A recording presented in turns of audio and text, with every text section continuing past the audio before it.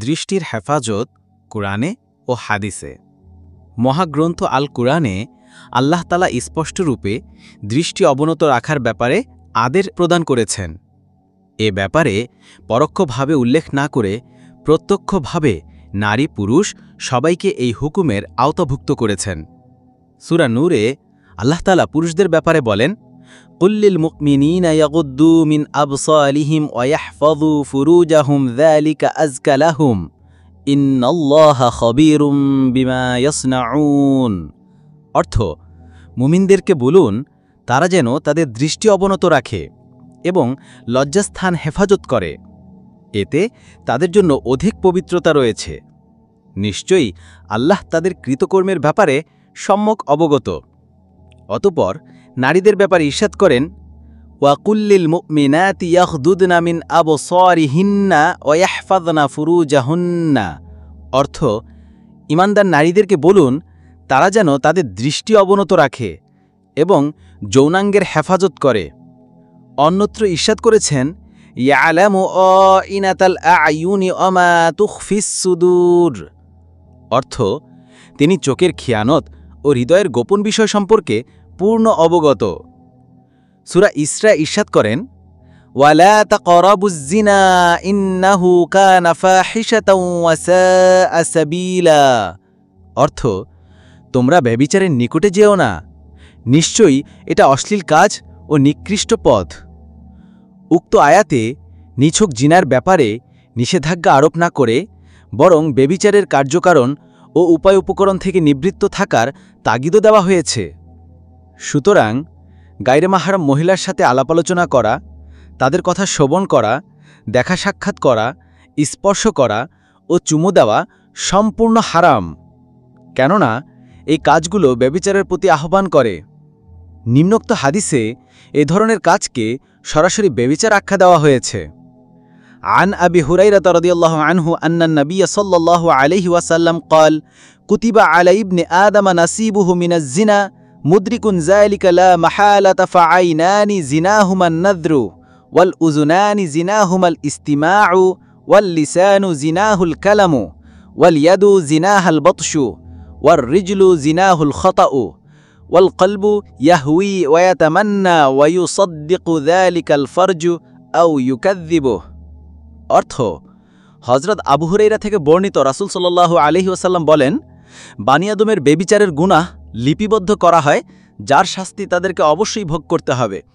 সুতরাং চোখের জিনা হলো দেখা, কানার জিনা হলো শ্রবণ করা, জিহ্বার জিনা হলো আলাপ আলোচনা করা, হাতের জিনা হলো স্পর্শ করা, পায়ের জিনা হলো ব্যভিচারের লোককে পা বাড়ানো, অন্তরের জিনা হলো আকাঙ্ক্ষা করা।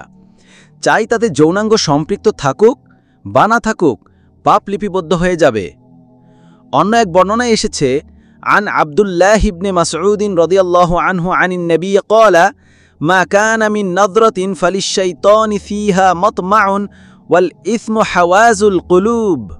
অর্থ, হযরত আব্দুল্লাহ ইবনে মাসউদ থেকে বর্ণিত রাসূল সাল্লাল্লাহু আলাইহি ওয়াসাল্লাম বলেন, যে দৃষ্টি কোনো গায়রে মাহরাম মহিলার দিকে নিক্ষেপ করা হয় তাতে অবশ্যই লোভ লালসা বিদ্যমান থাকে, আর পাপাচার হৃদয়কে পরাস্ত করে। এ মর্মে অন্য একটি হাদিস বর্ণিত হয়েছে, আন আব্দুল্লাহ ইবনে আব্বাসিন আনিন নবী আন-নাযরু সাহমুম মিন সিহামি ইবলিস মাসমুমাতুন। হযরত আব্দুল্লাহ ইবনে আব্বাস থেকে বর্ণিত রাসূল সাল্লাল্লাহু আলাইহি ওয়াসাল্লাম বলেন, নিশ্চয়ই কুদৃষ্টি শয়তানের বিষাক্ত তীর সময়ের একটি তীর, যার মাধ্যমে সে শিকার করে। অন্য এক আয়াতে বর্ণিত হয়েছে, আন মাকাল ইবনে ইয়াসারিন রাদিয়াল্লাহু তাআলা আনহু আনিন নবী ক্বালা لأن يطعن رأس أحدكم بمخياط من حديد خير له من أن يمس امرأته لا تحل له। অর্থ, হযরত মাকাল বিন ইয়াসার থেকে বর্ণিত রাসূল সাল্লাল্লাহু আলাইহি ওয়াসাল্লাম বলেন, কোনো মহিলাকে অবৈধভাবে স্পর্শ করা অপেক্ষা তোমাদের মাথায় সুই দিয়ে খোঁচা দেওয়া অধিক উত্তম। দাখালা আব্দুল্লাহ ইবনে মাসউদ আলা মারিদিন ইয়াউদুহু মাআহু কওমুন ওয়া ফিল বাইতিন রাআতুন ফাজআলা রাজুলুন من القوم ينظر إلى المرأة فقال عبد الله بن مسعود لو أن فقدت عينك كان خيرا لك। অর্থ, হযরত আব্দুল্লাহ ইবনে মাসউদ কিছু লোকজন সাথে নিয়ে এক রুগ্ন ব্যক্তিকে দেখতে গেলেন। সেই ঘরে একজন মহিলা ছিল, তাদের সাথীদের একজন মহিলার দিকে দৃষ্টিপাত করতে লাগলেন। এই অবস্থা দেখে হজরত আবদুল্লাহ ইবনে মাসউদ বলে উঠলেন, যদি তোমার চক্ষু ফেটে বিদীর্ণ হয়ে যেত তাহলে উত্তম হতো। কুদৃষ্টির মর্মান্তিক শাস্তি। আনিল হাসানিল বাসারিয়ে আনিন নবিয়ে লাআনাল্লাহুন নাজিরা ওয়াল মানজুরা ইলাইহি। হযরত হাসান বসরি রহিমাহুল্লাহ মুরসাল সূত্রে বর্ণনা করেন, দৃষ্টিপাতকারী ও যার দিকে দৃষ্টি নিবদ্ধ করা হয়েছে উভয়ের উপর আল্লাহ অভিসম্পাত। আন আবি উমামাতা লাহু আনিন নবিয়্যি লাতুগাদ্দুন্না আবসারাকুম ওয়া লাতাহফাযুন্না ফুরুজাকুম ওয়া লাতুকীবুন্না উজুহাকুম আও লাতুকসাফান্না উজুহুকুম। অর্থ, হযরত আবু উমামাহ থেকে বর্ণিত, রাসূল সাল্লাল্লাহু আলাইহি ওয়াসাল্লাম বলেন, তোমরা নিশ্চয়ই নিজেদের দৃষ্টি অবনত রাখবে, নিশ্চয়ই নিজেদের যৌনাঙ্গ হেফাজত করবে, নিশ্চয়ই তোমাদের চেহারাগুলো সোজা রাখবে, অন্যথায় তোমাদের চেহারা অনুজ্জ্বল করে দেওয়া হবে। ইমাম ইবনে কাসির রাহিমাহুল্লাহ আসলাফের উক্তি নকল করে বলেন, নিশ্চয়ই কুদৃষ্টি এমন একটি তীর যা অন্তরে বিষ ঢেলে দেয়। লাবণ্যতার দিকে দৃষ্টিপাত ইবলিসের তীরসমূহের একটি তীর। সুতরাং যে ব্যক্তি আল্লাহর ভয় ও প্রতিদানের আশায় দৃষ্টি ফিরিয়ে নেয়, তার পরিবর্তে আল্লাহ তাকে এমন প্রতিদান দান করবেন যার স্বাদ সে আস্বাদন করতে পারবে। আন আবি হুরায়রা রাদিয়াল্লাহু আনহু, কুল্লু আইনিন বাকিতু ইয়াউমাল কিয়ামাতি ইল্লা আইনুন গদ্দাত আন মাহারিমিল্লাহ ওয়া আইনুন সাহারাত ফি সাবিলিল্লাহ ওয়া আইনুন খারাজ মিনহা মিসলু রাসি যুবাবি মিন খাশিয়াতিল্লাহ। অর্থ, হযরত আবু হুরায়রা থেকে বর্ণিত, ভয়াবহত ও ভীতিস্বীকার ফলে কিয়ামতের দিন প্রত্যেক চক্ষু অশ্রু প্রবাহিত করবে, তবে ওই চক্ষু ব্যতীত যা আল্লাহ কর্তৃক হারাম বস্তু থেকে দৃষ্টি অবনত রাখে, যা আল্লাহর রাস্তায় পাহারা দিতে গিয়ে বিনিদ্র থাকে এবং যা আল্লাহর ভয়ে মাছির মাথার পরিমাণ হলেও অশ্রু ঝরায়। অন্য বর্ণনায় এসেছে, তিনটি চক্ষু জাহান্নাম দেখবে না: যে চক্ষু আল্লাহ কর্তৃক হারাম বস্তু থেকে দৃষ্টি অবনত করল, যে চক্ষু আল্লাহ রাস্তায় পাহারা দিতে গিয়ে বিনিদ্র থাকল, ওই চক্ষু যা আল্লাহর ভয় অশ্রু প্রবাহিত করল। عن عبادة بن صامت عن النبي صلى الله عليه وسلم اضمنوا لي ستة من أنفسكم أضمن لكم الجنة اصدقوا إذا حدثتم وأوفوا إذا وعدتم وأدوا إذا اؤتمنتم واحفظوا فروجكم وغضوا أبصاركم وكفوا أيديكم। অর্থ, হযরত ওবাদা বিন সামেতা থেকে বর্ণিত, রাসূল ইরশাদ করেন, তোমরা যদি আমাকে 6টি জিনিসের প্রতিশ্রুতি দিতে পারো তাহলে তোমাদেরকে জান্নাতের প্রতিশ্রুতি দিব।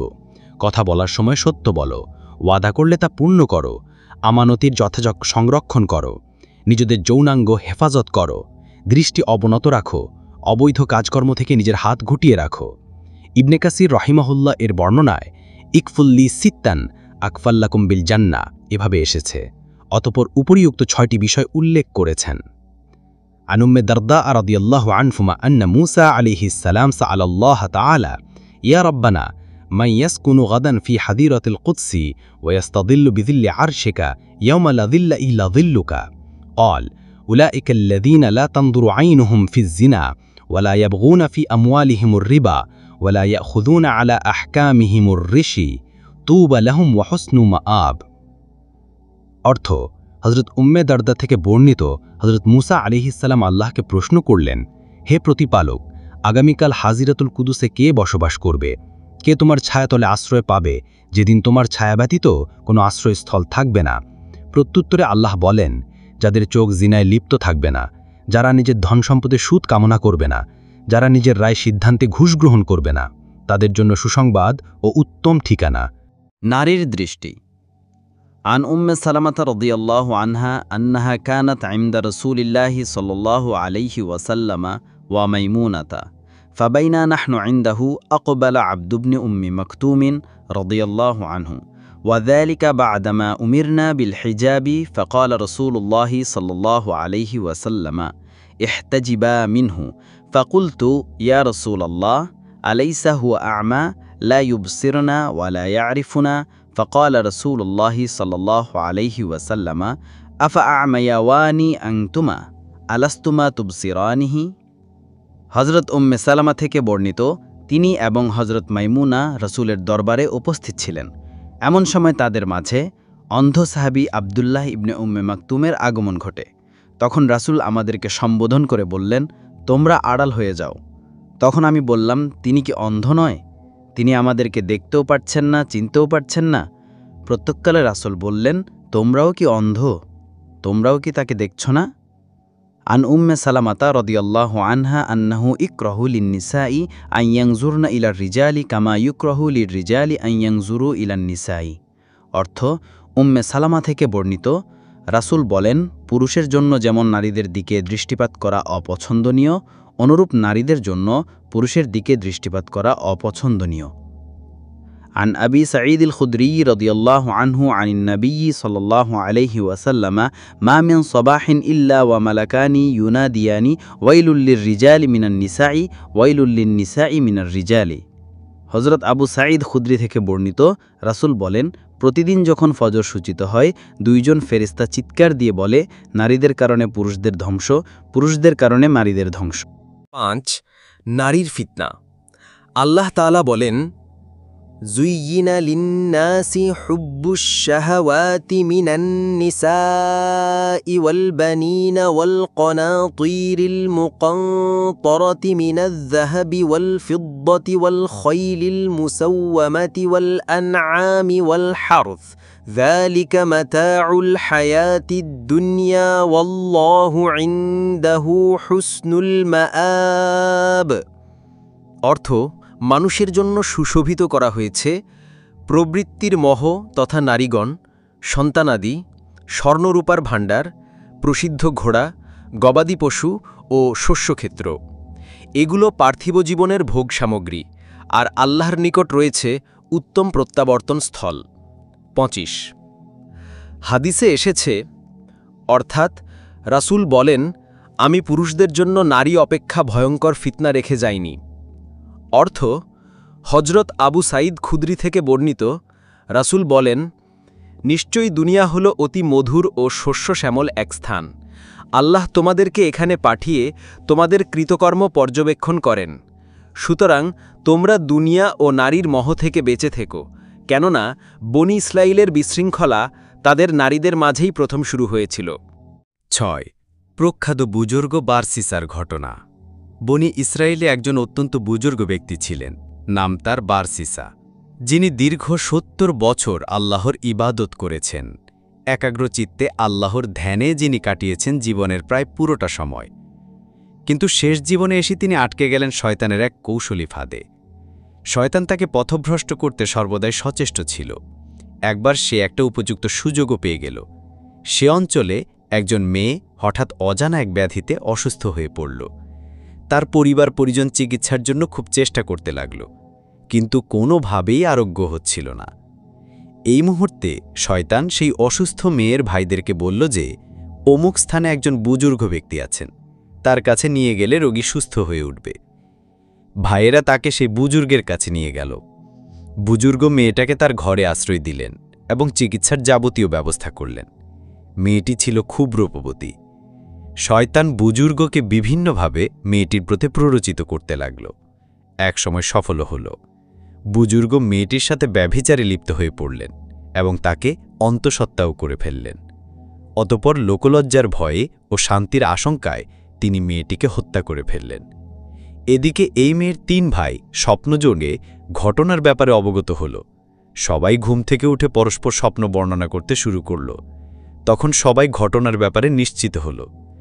তারা ঘটনাস্থলে এসে সেই বুজুর্গকে ধরে ফেলল। তখন সেই বুজুর্গের নিকট শয়তান উপস্থিত হয়ে বলল, আমি সেই ব্যক্তি যে তোমাকে পথভ্রষ্ট করেছি, আর তোমাকে এই অবস্থা থেকে আমি ছাড়া আর কেউ উদ্ধার করতে পারবে না। সুতরাং তুমি আমাকে সজদা করো, তাহলে আমি তোমাকে উদ্ধার করব। তখন বুজুর্গ ব্যক্তি শয়তানকে সজদা করে বসলেন, কিন্তু শয়তান তার কথা রাখল না, বরং তার থেকে বিমুখ হয়ে গেল। অতঃপর মেয়েটির পরিবার তার শান্তি কামনা করলে শাসক গোষ্ঠী তার শিরচ্ছেদ করল। এককালে সৎ, আদর্শবান, ক্ষুধাভীরু বুজুর্গ একজন নারীর মোহে পড়ে লাঞ্ছিত, অপদস্থ ও ঈমানহারা অবস্থায় মৃত্যুবরণ করলেন। কামাসালিশ শাইতানি ইয ক্বালা লিল ইনসানি কফুর ফালাম্মা কাফারা ক্বালা ইন্নী বারীউম মিনকা ইন্নী আখাফুল্লাহ রাব্বাল আলামিন। অর্থ, তার উপমা শয়তানের মতো। শয়তান বলল, কুফুরি করো। যখন কুফুরি করল, শয়তান বলল, আমি তোমার থেকে মুক্ত, আমি উভয় জাহানের প্রতিপালক আল্লাহকে ভয় করি। 7 সালেহ আল মুয়াজ্জিন ও খ্রিস্টান যুবতী। ইরাকে সালেহ নামক একজন সৎকর্মশীল ব্যক্তি ছিলেন, যিনি দীর্ঘ 40 বছর মসজিদের মুয়াজ্জিন ছিলেন।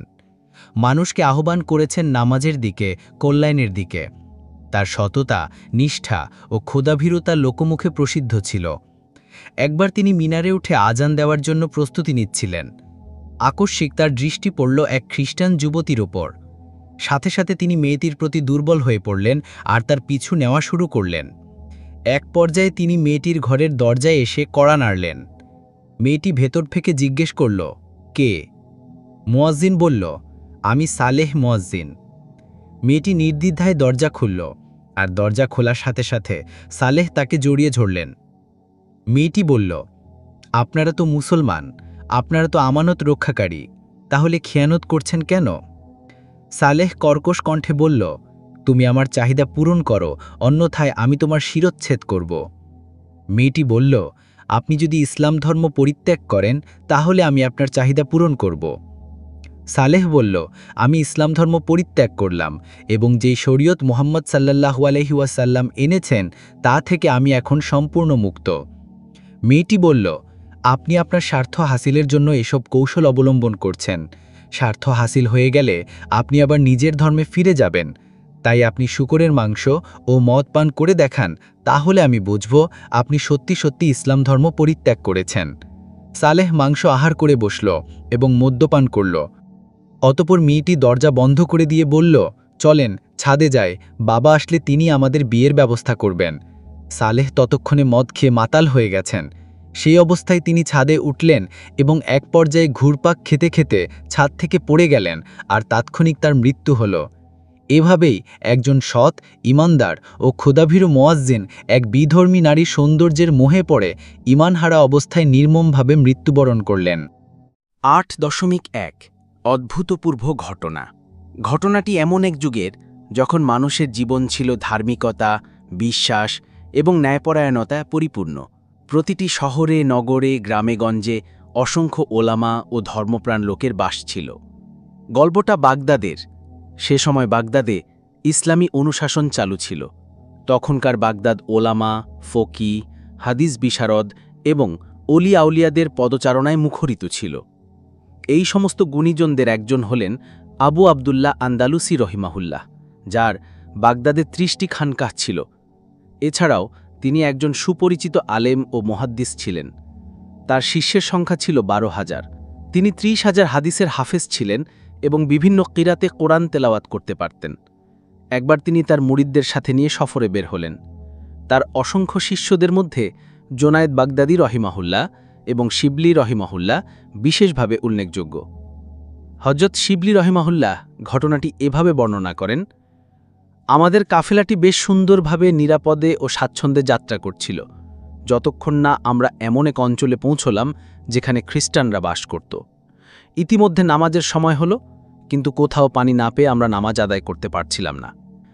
তাই যখন আমরা খ্রিস্টান মহল্লায় পৌঁছলাম তখন পানির খোঁজে বের হলাম। আমরা গ্রামে ঘুরে দেখলাম যে সেখানে অনেক মন্দির, সূর্য উপাসনার বেদি, উপাসনালয় এবং গির্জা রয়েছে। তাদের মধ্যে কেউ সূর্যের উপাসনা করছিল, কেউ আগুনের উপাসনা করছিল, আবার কেউ কেউ ক্রুশের কাছে তাদের আরজি পেশ করছিল।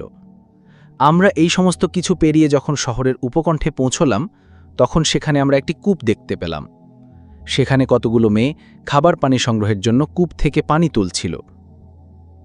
শায়েখ আবু আবদুল্লাহ আন্দালুসি রহিমাহুল্লাহ তার দৃষ্টি ওই মেয়েদের মধ্যে এমন এক মেয়ের উপর পড়ল যে সবার থেকে একটু দূরে দাঁড়িয়েছিল। তার রূপলাবণ্য, সুষম পোশাক পরিচ্ছেদ ও সাজসজ্জার দরুন অন্যান্য মেয়েদের থেকে তাকে সহজেই আলাদা করা যাচ্ছিল। শায়েখ রহিমাহুল্লাহ অন্যান্য মেয়েদেরকে জিজ্ঞেস করলেন, ওই মেয়েটি কে? তারা জবাব দিল, সে আমাদের গোত্রপ্রধানের মেয়ে। শায়েখ রহিমাহুল্লাহ জানতে চাইলেন, তাহলে তার পিতা কেন তাকে দিয়ে পানি নেয়ার কাজ করাচ্ছে? মেয়েরা জবাব দিল, তিনি চান না যে তার মেয়ে শুধু চারপাশে ঘুরে বেড়াবে আর তার বাবার সহায় সম্পত্তি নিয়ে বড়াই করবে।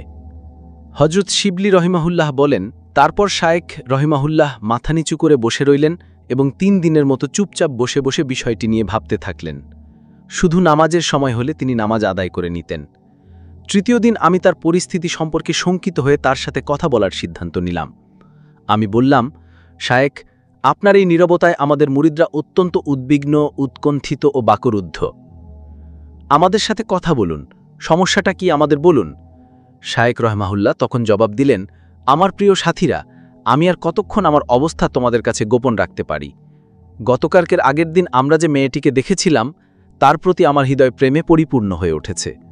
এই ভালোবাসা আমাকে এতটাই আচ্ছন্ন করেছে যে এটি আমার সমস্ত অঙ্গ প্রত্যঙ্গের উপর নিয়ন্ত্রণ নিয়ে নিয়েছে। কোনো অবস্থাতেই এই স্থান ছেড়ে আমার পক্ষে যাওয়া সম্ভব নয়।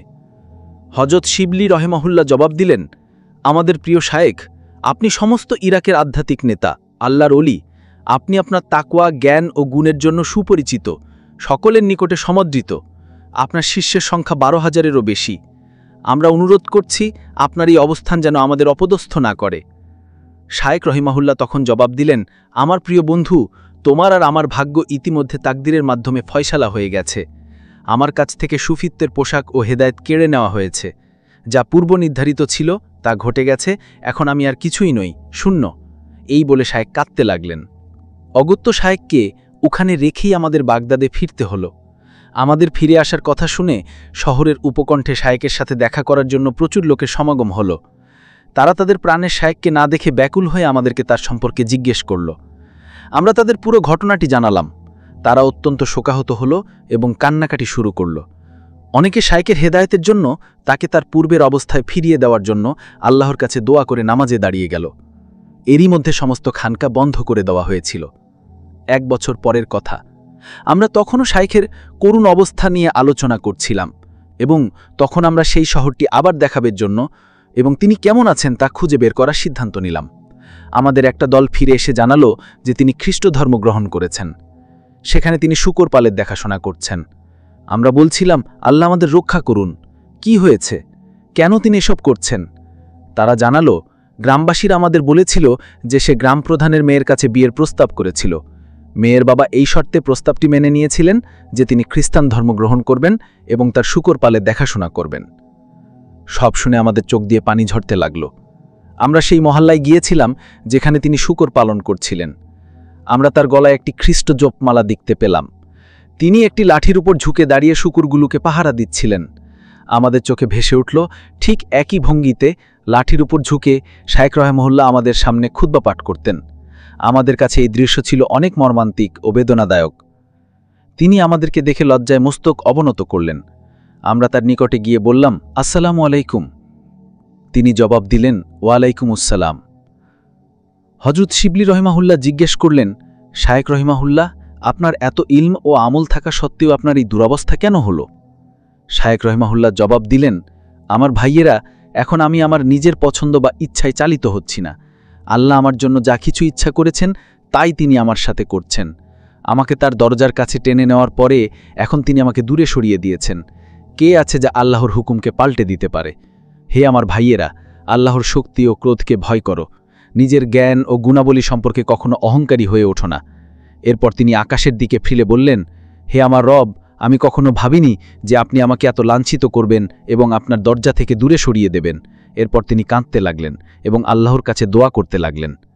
শায়েখকে এমন হতাশায় দেখে ও কোনো উপায় করতে না পেরে তারা বাগদাদের উদ্দেশ্যে রওনা হলেন।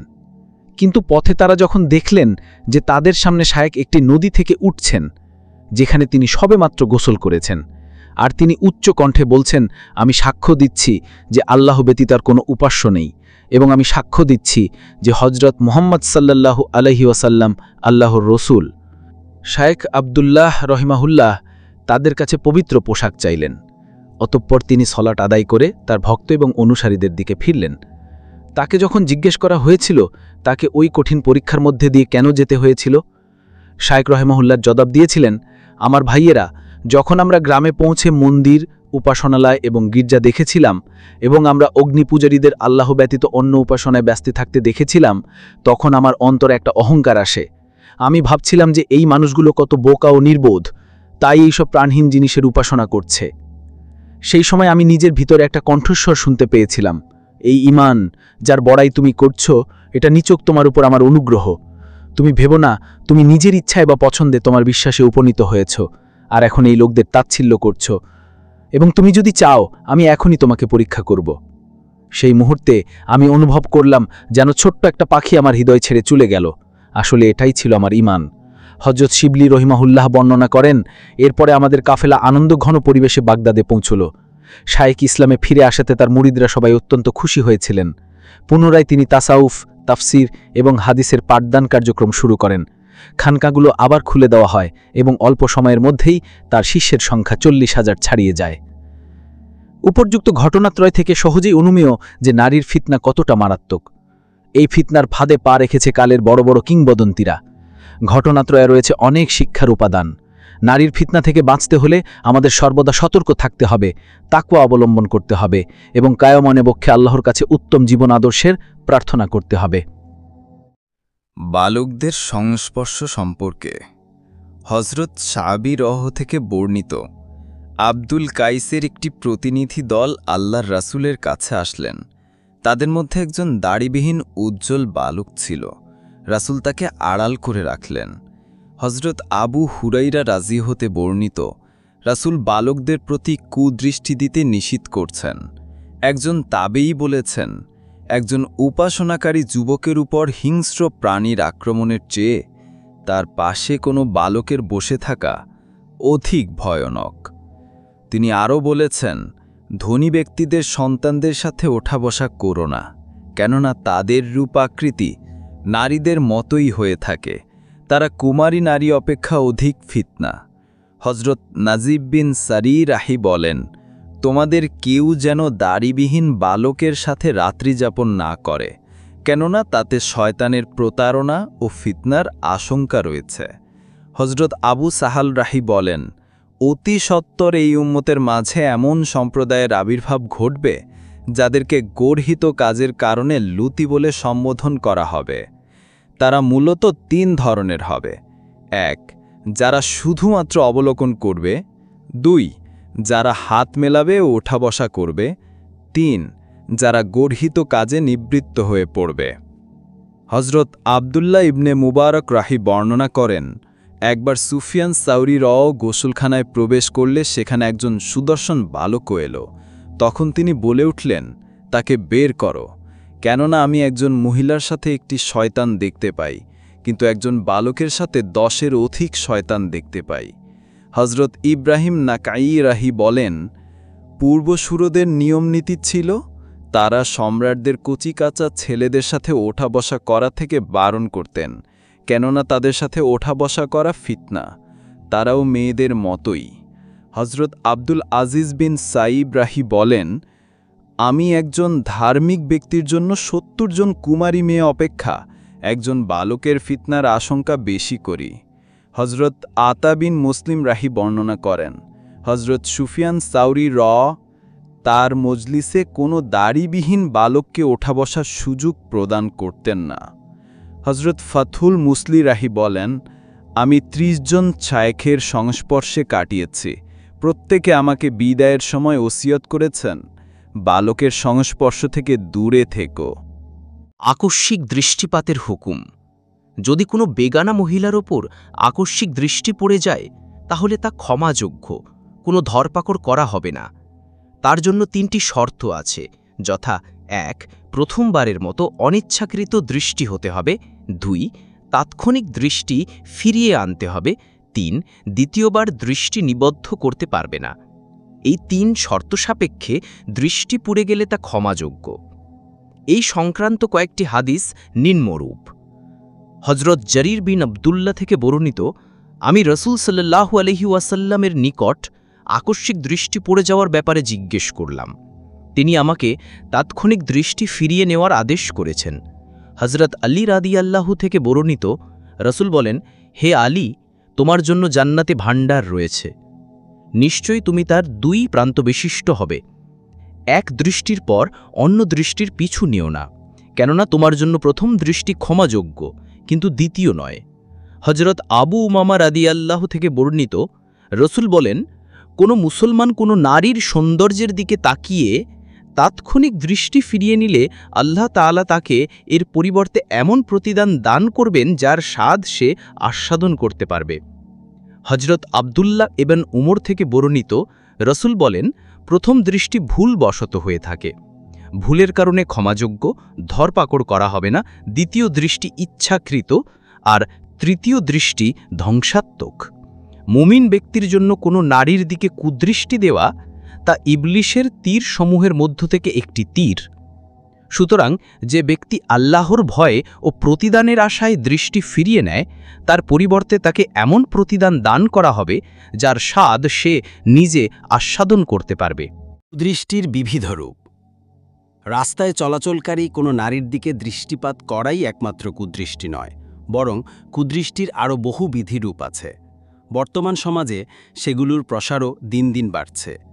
ফলে সাধারণ মুসলমান অনেক ক্ষেত্রেই না জেনে না বুঝে বিভিন্ন প্রকার গুনাহে লিপ্ত হচ্ছে।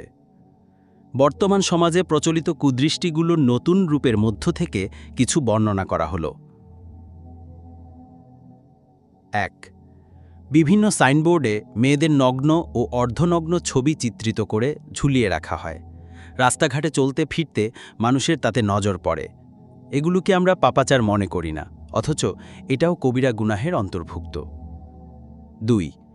বিভিন্ন পণ্য সামগ্রী ও খাদ্যদ্রব্যের মোড়কে নারীদের ছবি চিত্রিত থাকে। সেগুলি বেচাকেনা বা ব্যবহার করার সময় দৃষ্টিগোচর হয়। সেদিকে তাকিয়ে থাকাও গুনাহ। ৩. পত্রপত্রিকা, ম্যাগাজিন ও জার্নালে মেয়েদের ছবি দেওয়া হয়। সেদিকে তাকিয়ে থাকাও কুদৃষ্টির অন্তর্ভুক্ত। এটা এখন ব্যাপক হারে ছড়িয়ে পড়েছে। ৪. টিভিতে বিভিন্ন ইসলামী প্রোগ্রামের নামে দামি পোশাক পরিচ্ছদে সজ্জিত মেয়েদেরকে উপস্থাপন করা হয়। ইসলামী প্রোগ্রাম নাম দিয়ে এতে মুসলমানদের প্রতারিত করা হচ্ছে। এর মাধ্যমে অনেক ক্ষুধাভীরু মানুষও নারীর মোহে গুনাহের ভাগীদার হচ্ছে। ৫. সাম্প্রতিককালে কুদৃষ্টির সবচেয়ে বড় আয়োজন, উপকরণ ও ফিতনা হল টিভি, মোবাইল ও ইন্টারনেট জগৎ। আবাল, বৃদ্ধ, যুবক, বনিতা সবাই গুনাহের এই নব উদ্ভাবিত ফাঁদে নিজের অজান্তেই পা ফেলছে।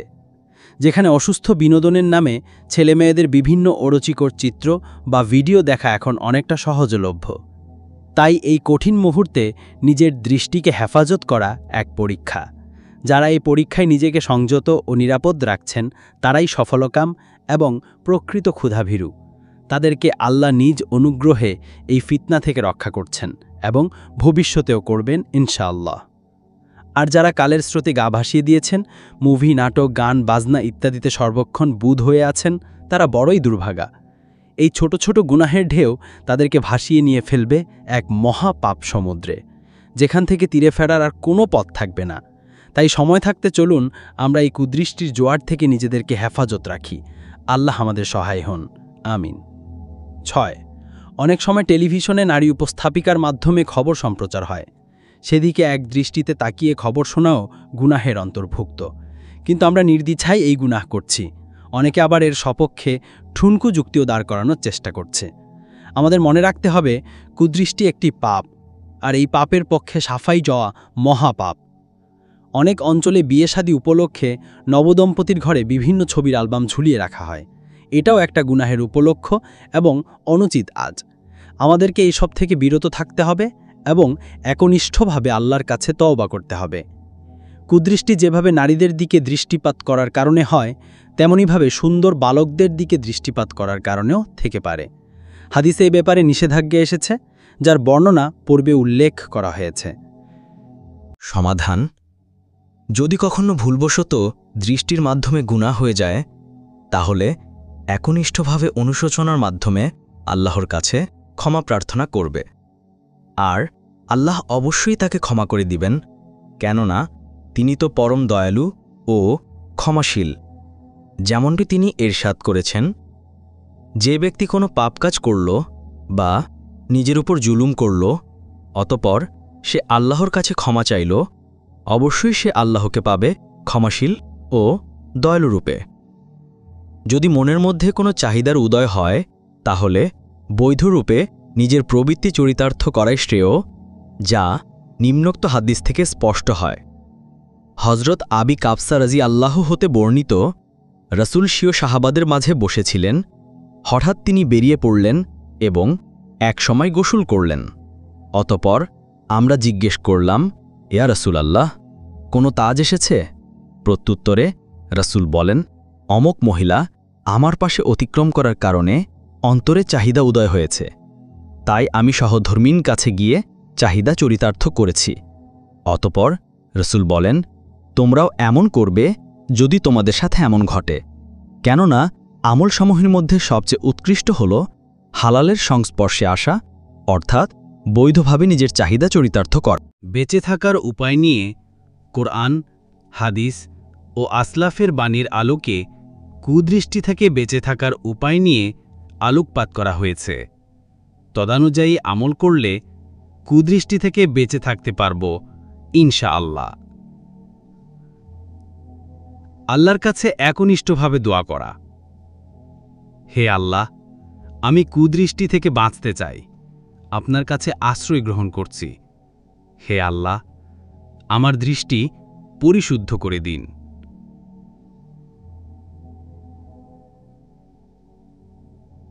নিম্নে হাদিসে বর্ণিত কয়েকটি দোয়া উল্লেখ করছি, যা সকাল সন্ধ্যায় পড়া অপরিহার্য। তাহলে কুদৃষ্টি থেকে আল্লাহ তাআলা হেফাজত করবেন ইনশাআল্লাহ। হে আল্লাহ, আমি আপনার কাছে আশ্রয় প্রার্থনা করছি আমার শ্রবণের অনিষ্ট থেকে, আমার দৃষ্টির অনিষ্ট থেকে, আমার জবানের অনিষ্ট থেকে, আমার অন্তরের অনিষ্ট থেকে ও আমার লজ্জাস্থানের অনিষ্ট থেকে। হে আল্লাহ, আমার অন্তর নিফাক থেকে, আমার আমল লৌকিকতা থেকে, আমার জবান মিথ্যা থেকে ও আমার চক্ষু খেয়ানত থেকে পরিশুদ্ধ করুন, কেননা আপনি চক্ষুর খেয়ানত ও অন্তরের গোপন বিষয় সম্পর্কে সম্যক অবগত। হে আল্লাহ, আমার শ্রবণ ও দৃষ্টি সংশোধন করে দাও। দৃষ্টি অবনত রাখা। আল্লাহ তাআলা এ ব্যাপারে কোরআনে ইরশাদ করেছেন, অর্থাৎ মুমিনদেরকে বলুন তারা যেন দৃষ্টি অবনত রাখে। আয়াতের উপর আমল করার পদ্ধতি হল সর্বদা নিজের দৃষ্টি অবনত রাখার চেষ্টা করা, দিক বিদিক দৃষ্টিপাত করা থেকে নিবৃত্ত রাখার চেষ্টা করা, রাস্তায় চলার সময় দৃষ্টির হেফাজত করা, বিশেষত যেখানে নগ্নতা ও পর্দাহীনতায় ছেয়ে গেছে সেখানে দৃষ্টি হেফাজত রাখা বড় কষ্টসাধ্য ব্যাপার। যারা সর্বদা রাস্তাঘাটে চলাফেরা করতে অভ্যস্ত তাদের জন্য দৃষ্টি হেফাজত রাখা দুষ্কর, কেননা মানুষের বড় শত্রু শয়তান সর্বদা মানুষকে গুনাহের দিকে প্ররোচিত করতে ওত পেতে বসে আছে। আল্লাহ তাআলা যখন তাকে অবাধ্যতার কারণে অভিসম্পাত করলেন তখন সেই শপথ করে বলল, অর্থাৎ আমি তাদেরকে চতুর্দিক থেকে আক্রমণ করব, সম্মুখ থেকে, পশ্চাৎ থেকে, ডান পাশ থেকে ও বাম পাশ থেকে। উক্ত আয়াতে সম্মুখ, পশ্চাৎ, ডান ও বাম দিকের কথা উল্লেখ করা হয়েছে, উপর ও নিচের দিকের কথা উল্লেখ করা হয়নি, কারণ উপর দিক থেকে আল্লাহর রহমতের বাড়িধারা বর্ষিত হয় আর নিচের দিক থেকে শয়তান প্রতারিত করতে পারে না। সুতরাং কুদৃষ্টি থেকে বাঁচতে চাইলে উপর দিকে দেখতে হবে অথবা নিচের দিকে। উপর দিকে দৃষ্টিপাত করে চলাফেরা করার সুযোগ নেই, তাই দৃষ্টি অবনত রেখে চলাফেরা করলে শয়তান কোমলহেরণা দিতে পারবে না ইনশাআল্লাহ। রাস্তাঘাটে উঠা বসা না করা, যথাসম্ভব নিজেকে গৃহে আবদ্ধ রাখার চেষ্টা করা, একান্ত প্রয়োজন ছাড়া অপ্রয়োজনে ঘর থেকে বের না হওয়া। হাদিসে এসেছে, হযরত উকবা বিন আমের থেকে বর্ণিত, আমি রাসূলকে জিজ্ঞেস করলাম, ইয়া রাসূলাল্লাহ, মুক্তির উপায় কি? প্রত্যুত্তরে তিনি বলেন, তুমি নিজের জবানকে সংযত রাখো, তোমার গৃহকে তোমার জন্য প্রশস্ত রাখো এবং পাপের জন্য ক্রন্দন করো। উক্ত হাদিসে গৃহ প্রশস্ত হওয়ার অর্থ হল নিজের পরিবার পরিজনের সাথে গৃহে অবস্থান করা, অপ্রয়োজনে ঘর থেকে বের না হওয়া। অযথা রাস্তাঘাটে বসে থাকার ব্যাপারে হাদিসে নিষেধাজ্ঞা এসেছে। অর্থ, হযরত আবু সাঈদ খুদরি রাজি হতে বর্ণিত, রাসূল বলেন, তোমরা রাস্তাঘাটে ওঠা বসা থেকে বিরত থাকো। সাহাবা একেরাম বললেন, ইয়া রাসূলাল্লাহ, একান্ত প্রয়োজনে আলাপ আলোচনার জন্য বসতে হলে তখন কি করব? প্রত্যুত্তরে রাসূল বলেন, মজলিসে যদি অবশ্যই বসতে হয় তাহলে রাস্তার হক আদায় করো। সাহাবা একেরাম জিজ্ঞেস করলেন, রাস্তার হক কি? প্রত্যুত্তরে তিনি বলেন, দৃষ্টি অবনত রাখা, কাউকে কষ্ট দেওয়া থেকে বিরত থাকা, সৎ কাজের আদেশ দেওয়া ও অসৎ কাজ থেকে বারণ করা। উক্ত হাদিসে রাসূল রাস্তাঘাটে উঠা বসা থেকে বারণ করেছেন। একান্ত প্রয়োজনে বসতে হলে করণীয় কি তা শিক্ষা দিয়েছেন। নারীদের সাথে আলাপ আলোচনা। একান্ত প্রয়োজন ছাড়া নারীদের সাথে আলাপ আলোচনা নিষেধ। হাদিসে এসেছে, হযরত সাদ বিন মাসউদ থেকে বর্ণিত, রাসূল বলেন, তোমরা নারীদের সাথে আলাপ আলাপন থেকে বেঁচে থাকো, কেননা যে কোনো পুরুষ কোনো মাহরম ব্যতীত মহিলার সাথে একান্তে সময় কাটালে তার অন্তরে অবশ্যই খায়েশ উদয় হবে। বিশেষত যখন উন্মুক্তভাবে রসিকতার আলাপ করবে তখন এর কদর্যতা বহুগুণে বৃদ্ধি পায়। এটাও অশ্লীলতা ও বেহায়াপনার উচ্চ শিখরে পৌঁছে যায়। আলাপ আলোচনার কারণে কুদৃষ্টিও হয়ে থাকে। এই সুযোগে শয়তান আরও কুমন্ত্রণা দিতে থাকে এবং এক পর্যায়ে জাহান্নামের অতল গহ্বরে ছুঁড়ে ফেলে দেয়।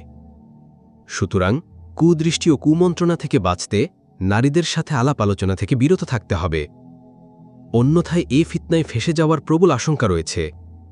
হ্যাঁ, যদি একান্ত প্রয়োজন হয় তাহলে দৃষ্টি অবনত রেখে কর্কশ শব্দে কথাবার্তা বলবে। দ্রুত বিয়ে করা। কুদৃষ্টি থেকে বেঁচে থাকার কার্যকর উপায় হচ্ছে যথাসম্ভব দ্রুত বিয়ে শাদী করা। কেননা হাদিস মতে বিয়ে দৃষ্টিকে অবনত রাখে। হাদিস এসেছে, অর্থ হযরত আব্দুল্লাহ ইবনে মাসুদ থেকে বর্ণিত, রাসূল বলেন, হে যুব সমাজ, তোমাদের মধ্যে যারা বিয়ে করতে সক্ষম তারা যেন বিয়ে করে নেয়, কেননা তা দৃষ্টি অবন্যমত রাখে ও লজ্জাস্থান হেফাজত রাখে। যারা বিয়ে করতে অক্ষম তাদের জন্য রোজা রাখা সমীচীন, কেননা রোজা প্রবৃত্তিকে প্রশমিত করে। বড়ই পরিতাপের বিষয়, ইদানিং লোকজন ক্রমান্বয়ে বিয়ে শাদী থেকে দূরে সরে যাচ্ছে, বিয়ে শাদীকে ভারী বোঝা মনে করছে। আধুনিক এই সমাজে বিয়ে কঠিন বস্তুতে পরিণত হয়েছে। আত্মীয় স্বজন, বন্ধু বান্ধব ও পাড়া প্রতিবেশীদের নিয়ে বড়সড় আয়োজন, কৃত্রিম অনুষ্ঠান ও বিবিধ আয়োজন করা বিয়ের জন্য বর্তমানে বাধ্যতামূলক একটি প্রথা। ফলে মানুষের মনে বিয়ের প্রতি এক ধরনের অনাগ্রহ তৈরি হয়েছে। আর যাবতীয় সংস্কার, কুপ্রথা ও অজ্ঞতা তো আছেই। ইসলামী আদর্শ থেকে দূর হতে হতে আজ আমরা এমন স্থানে এসে পৌঁছেছি যেখানে ইসলামে প্রকৃত বিধান মানাটাই এখন এক অস্বাভাবিক কাজ। আধুনিক যুব সমাজ বিয়ের পরিবর্তে প্রেম ভালোবাসা বা লিভ টুগেদারের মাধ্যমে নিজেদের যৌন চাহিদা পূরণ করছে। আবার অনেকেই স্টাডি, ক্যারিয়ার বা প্রফেশনের পেছনে ছুটতে ছুটতে জীবনের অর্ধেকটা ব্যয় করে ফেলছে। তারুণ্যের শেষ প্রান্তে এসে বিয়ে করার ফলে দাম্পত্য জীবনেও আসছে না প্রকৃত সুখ। সন্তানদের বিয়ের ক্ষেত্রে অভিভাবকদেরও আছে দায়িত্বহীনতা ও অজ্ঞতা। তাদেরকেও এ ব্যাপারে মনোযোগী ও সচেতন হতে হবে। আল্লাহকে স্মরণ করা। আল্লাহ তাআলা বলেন, অর্থ যারা তাকওয়া অর্জন করেছে তাদেরকে যখন শয়তানের কোনো কুমন্ত্রণা স্পর্শ করে তখন তারা আল্লাহকে স্মরণ করে, ফলে তারা হয়ে যায় সত্যদ্রষ্টা।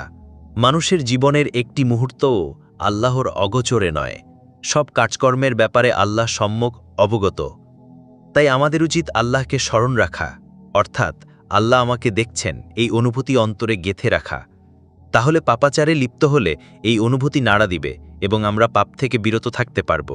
এই অনুভূতি দুর্বল হওয়ার কারণে সর্বদা আমরা পাপাচারে লিপ্ত হচ্ছি। এই কারণে আল্লাহ তাআলা দৃষ্টি অবনত রাখার আদেশ প্রদান শেষে তার প্রতিকার রূপে উল্লেখ করেন, অর্থাৎ আল্লাহ তাআলা তাদের কৃতকর্মের ব্যাপারে সম্যক অবগত। মানুষ পাপ কাজ করলে তা লোকজনের আড়ালে রাখার চেষ্টা করে, কারণ লোকজন তার গুনাহের ব্যাপারে অবগত হলে লাঞ্ছনা ও বাঞ্ছনার শিকার থেকে হবে।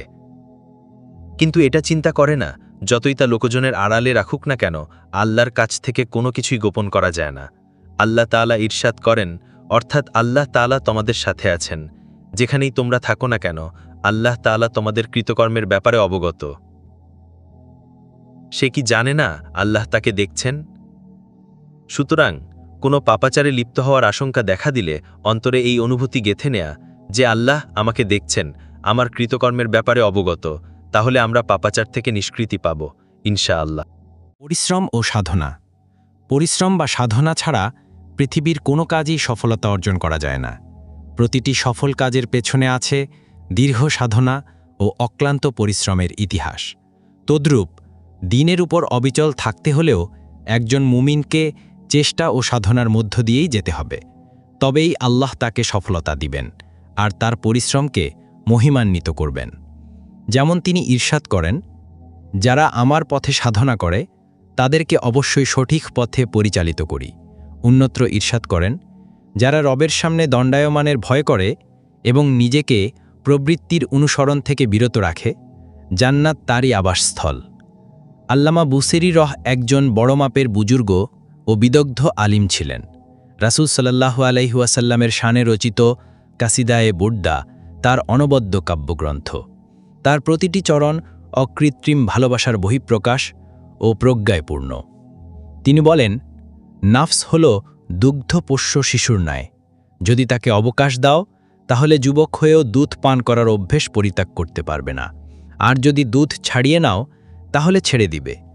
এই শ্লোকের উদ্দেশ্য হচ্ছে, নবজাতক শিশু ভূমিষ্ঠ হওয়ার পর দুধ পান করতে শুরু করে, সেই দুধ পান করতে অভ্যস্ত হয়ে ওঠে। মা যদি দুধ না দেয় তাহলে আর্তচিৎকার করে। এক পর্যায়ে দুধ ছাড়ানোর সময় ঘনিয়ে আসে, তখন দুধ ছাড়ানো এটা শিশুর কল্যাণকামিতা। যখন দুধ ছাড়িয়ে নেয় সে অনেক কান্নাকাটি করে, কিন্তু তা সত্ত্বেও শিশুর কল্যাণের জন্য মা দুধ ছাড়িয়ে নেয়। আল্লামা বসিরি রহ বলেন, প্রবৃত্তি হল শিশুর ন্যায়। যদি তাকে দুধ ছাড়িয়ে না দাও তাহলে যুবক হয়েও দুধ পান করতে অভ্যস্ত হবে, সে রুটি আহার করতে পারবে না। অনুরূপ নাফসকে যদি পাপাচার ও দুরাচার থেকে দূরে না রাখি তাহলে সফল কাম হতে পারব না। এভাবে যদি নাফসের অনুসরণ করতে থাকি তাহলে হৃদয়ে মরিচা ধরবে, এক পর্যায়ে পাপ কাজ করা অভ্যাসে পরিণত হবে। আল্লাহর ভয়। কুদৃষ্টি থেকে বেঁচে থাকার সবচেয়ে কার্যকর উপায় হল আল্লাহর ভয়ভীতি। কেননা মানুষের মধ্যে আল্লাহর ভয়ভীতি কম থাকার কারণে তারা গায়রে মাহরামের দিকে দৃষ্টিপাত করে। কুদৃষ্টি থেকে বেঁচে থাকার সবচেয়ে কার্যকর উপায় হল নারীদের কোলাহল থেকে যথাসাধ্য নিবৃত থাকা, নারীদের আবাসস্থল থেকে দূরে থাকা, যথাসাধ্য নারীদের লোকালয়ে উপস্থিত না হওয়া। যেখানে নারীদের আসা যাওয়া বেশি সেখানে দৃষ্টি অবনত রাখা দুষ্কর হয়ে যায়। এজন্যই রাসূল বলেন, নারীদের সমাবেশ থেকে দূরে থেকো। নিম্নে আরও কিছু টিপস পেশ করা হচ্ছে, তদনুযায়ী আমল করলে আশা করি আমরা কুদৃষ্টি থেকে বেঁচে থাকতে পারব ইনশাআল্লাহ। ১. নারী পুরুষের অবাধ মেলামেশার স্থানগুলো থেকে দূরে থাকা, নিজেকে বাঁচিয়ে রাখা। বিয়ে শাদীর অনুষ্ঠানে নারী পুরুষের মিলন মেলা হয়ে থাকে, তাই সেখানে কুদৃষ্টি থেকে যথাসাধ্য বেঁচে থাকতে হবে। অনুরূপ স্কুল কলেজে সহশিক্ষা রয়েছে, এটা কুদৃষ্টির জন্য বড় বিপজ্জনক, তাই নিজেকে ও পরিবার পরিজনকে সতর্ক করতে হবে। নারী পুরুষ সবার জন্য স্বতন্ত্র শিক্ষা ব্যবস্থা গড়ে তোলা অত্যাবশ্যক। ২. যদি গন্তব্যস্থলে পৌঁছার দুটি পথ থাকে তাহলে ওই পথ অবলম্বন করা যে পথে কুদৃষ্টির আশঙ্কা কম। ৩. যদি কখনো দরজায় কড়া নাড়া হয় তাহলে কিছুটা পিছু নেওয়া আবশ্যক, যেন দরজা খোলার সময় বেগানা মহিলা চোখে না পড়ে। ৪. কোনো কাউন্টারে যদি নারী পুরুষ থাকে তাহলে পুরুষের কাছে গিয়ে টিকিট সংগ্রহ করা, নারীর সংস্পর্শ থেকে বেঁচে থাকা। ৫. সফরকালীন এদিক ওদিক দৃষ্টিপাত না করা, এতে কুদৃষ্টির সম্ভাবনা বেশি। ৬. ঘরে প্রবেশ করার সময় একটু গলা খাকরি দিয়ে ইঙ্গিত দেওয়া, যাতে গায়রে মাহরাম মহিলারা সরে যায়।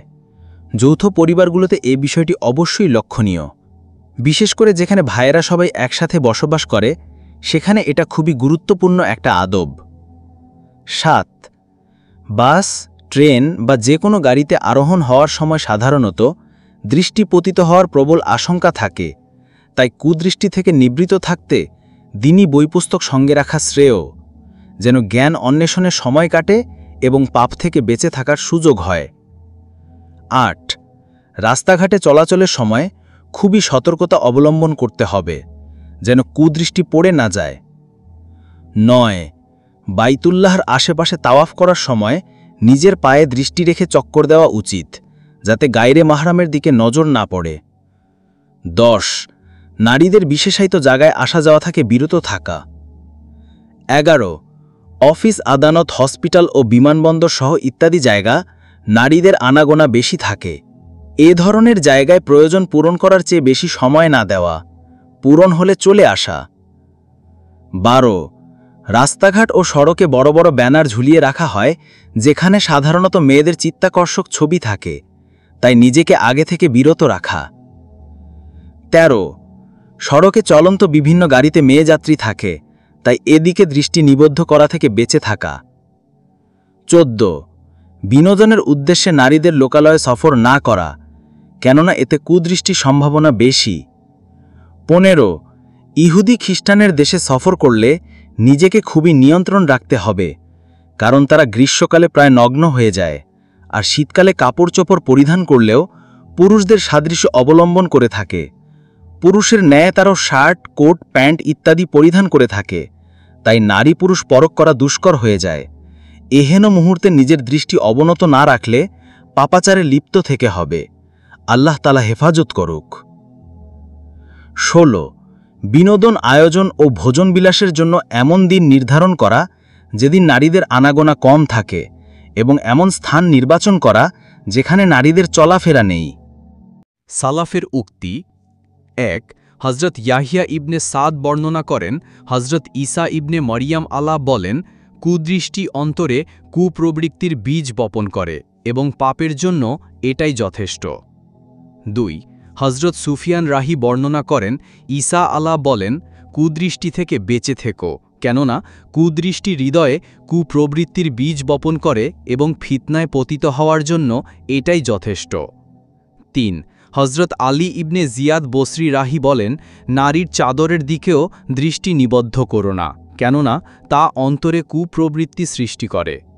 4 হজরত মালিক বিন রাহি বলেন, একবার হজরত দাউদ আলার নাসিহা স্বরূপ বলেন, হে মুত্তাকিদের জামাত, তোমাদের মধ্যে যারা নিজের জীবন ভালো কাজে কাটাতে চায় তারা যেন পাপ কাজে দৃষ্টিপাত না করে। 5 হজরত মারুফ কোরকি রাহি বলেন, নিজের দৃষ্টি হেফাজত করো, যদিও ছাগি থেকে হোক না কেন। 6 হজরত জুনায়েদ বগদাদি রাহি বলেন, হে ইনসান, তুমি যে চোখ দিয়ে আল্লাহর নেয়ামত অবলোকন করো সে চোখ দিয়ে পাপ কাজে দৃষ্টিপাত করো না, অন্যথায় তুমি আল্লাহর দৃষ্টি থেকে পড়ে যাবে। 7 হজরত জুন্নুন মিসরি রাহি বলেন, কুদৃষ্টি দুঃখ ও পরিতাপ সৃষ্টি করে, যার শুরু হলো আফসোস আর সমাপ্তি হলো ধ্বংস ও অবনতি। যে ব্যক্তি কুদৃষ্টির পিছু নিল সে নিজেকে ধ্বংসের দ্বার প্রান্তে ঠেলে দিল। 8 হজরত ইসহাক জনৈক প্রজ্ঞাবান ব্যক্তির মালফুজ উল্লেখ করে বলেন, ভালোবাসা ও উন্মাদনার প্রথম সিঁড়ি হচ্ছে কুদৃষ্টি, যেমন অগ্নিস্ফুলিঙ্গ হয়ে থাকে ছোট কয়লা থেকে।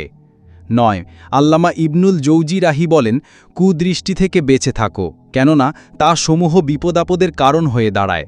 বাস্তবতা হচ্ছে এই ব্যাধির প্রতিকার প্রথমে সহজ, কিন্তু শেষমেশ প্রতিকার দুঃসাধ্য হয়ে দাঁড়ায়। দৃষ্টির কতিপয় ক্ষতি। 1 আল্লাহর অবাধ্যতা, অর্থাৎ কুদৃষ্টির ব্যাপারে সুস্পষ্ট নিষেধাজ্ঞা আরোপ করা সত্ত্বেও অপাত্রে দৃষ্টি নিবদ্ধ করা আল্লাহর অবাধ্যতা।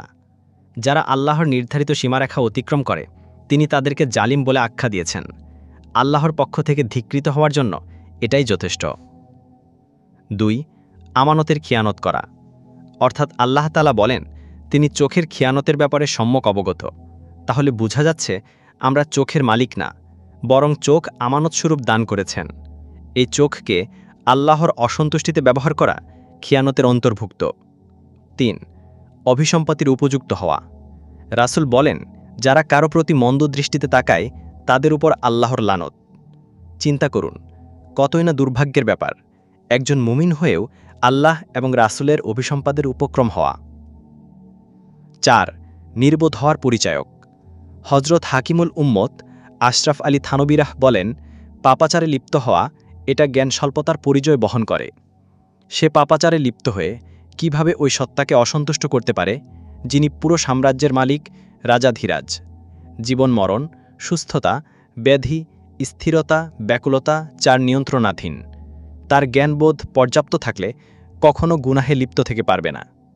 ক্ষণস্থায়ী দুনিয়ার রূপক বিত্তবান বা মালিকের অবাধ্যতা আমরা অপছন্দ করি, সর্বদা তাকে সন্তুষ্ট করার প্রতি সচেষ্ট হই। যিনি সবকিছুর মালিক তার অবাধ্যতা আমাদেরকে আদৌ অনুভূতি সৃষ্টি করে না। 5 আল্লাহর ক্রোধের উপযুক্ত হওয়া। কেউ যদি সুন্দর রমণী অবলোকন করে তাকে চরম সমস্যায় ভুগতে হয়, কেননা সুন্দরী মেয়ের সৌন্দর্য অবগত হয়ে যাওয়ার কারণে তার দিকে প্রলব্ধ থেকে থাকে, এক পর্যায়ে প্রবল আসক্ত হয়ে পড়ে। চেতন অবচেতন সর্বাবস্থায় তার কল্পনা জল্পনা করতে থাকে। এদিকে অভিশপ্ত শয়তান তাকে প্ররোচিত করতে থাকে। এভাবে নিজেকে অবক্ষয়ের দ্বারপ্রান্তে ঠেলে দেয়। শেষমেশ আল্লাহর আক্রোশের উপযুক্ত হতে হয়। আল্লাহ হিফাজত করুন, আমিন। বিপরীতে কেউ যদি আল্লাহর সন্তুষ্টি কামনায় দৃষ্টি ফিরিয়ে নেয়, তার কোনো চিন্তাভাবনা থাকে না, বরং নিরাপদে থাকতে সক্ষম হয়। 6. অন্তরাত্মা দুর্বল হয়ে যায়।